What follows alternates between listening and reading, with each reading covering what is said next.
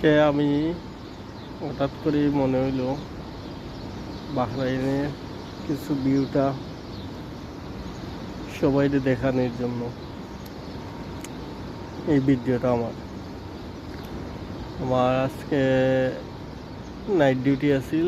Night ডিউটিতে এসেছি, এখন ফজরের নামাজ পড়ছি, পড়িয়া ডিউটিতেই চলে আসছি। এটা হইলো সকালকু ভিউ, রাত 4:32 বাজে।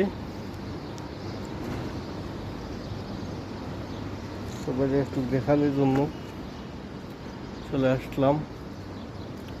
এই যে এটা হইলো রমিজ মার্কেট, এটা হইলো রমিজ মার্কেট। এই মার্কেটেও আমি কাজ করি। এখানে